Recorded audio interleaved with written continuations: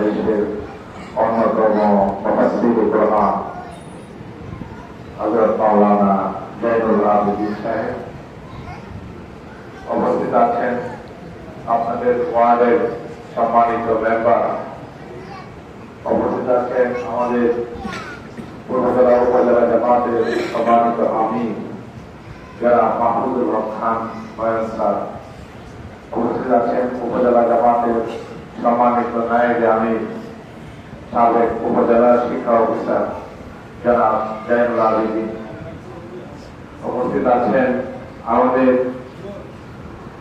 ওয়ালাকান্দা union জামাতের সম্মানিত আমির যারা মোহাম্মদ হানিফুদ্দিন সহ জামাত ইসলামী সম্মানিত নেতৃবৃন্দ, শ্রদ্ধেয় ওলামায়ে কেরাম, মুরব্বিয়ানে আযম, যুবক তরুণ ভাইরা, রোজাদার ভাই ও বন্ধুগণ, বাড়িতে অবস্থানরত আমার মা ও বোনেরা, আপনাদের সকলকেই আমি অভিনন্দন জানাই, ধন্যবাদ জানাই। শুরুতেই আল্লাহ রাব্বুল আলামিনের শুকরিয়া জ্ঞাপন করছি, যিনি গত 12 তারিখে তার ইচ্ছায় তার মেহরবানিতে আমাদের একটি বিজয় দান করেছেন। এজন্য আল্লাহ শুকরিয়া জ্ঞাপন করেছি, আলহামদুলিল্লাহ। আমি এই এলাকার সর্বস্তরের জনগণের প্রতি কৃতজ্ঞতা প্রকাশ করছি, যারা তাদের প্রতিনিধি হিসাবে খোদা আমাকে বেছে নিয়েছেন।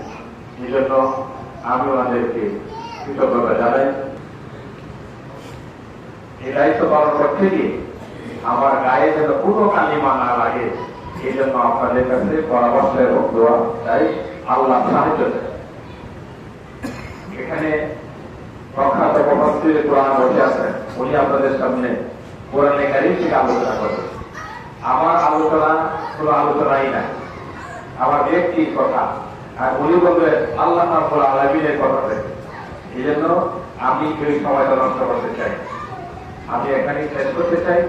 আর একটি অনুষ্ঠান আছে, আপনাদের সাথে থেকে ইফতারটা করতে পারলে ভালো হতো, কিন্তু সেই সুযোগটা নেই। আমাদের বাইকে হাই স্কুল মাঠে একটি ইফতার মাহফিল আছে, হ্যাঁ, ওইখানে তো যেতে হলে, যেহেতু আগে থেকে একটা ওয়াদা দেওয়া, সেই ওয়াদা রক্ষা করতে হবে। আমি আন্তরিকভাবে দুঃখ প্রকাশ করছি যে আপনাদের সঙ্গে থেকে আমি ইফতারটাতে শরীক করতে পারছি না। আগামী দিন ইনশাআল্লাহ আপনাদের সঙ্গে আবার দেখা হবে।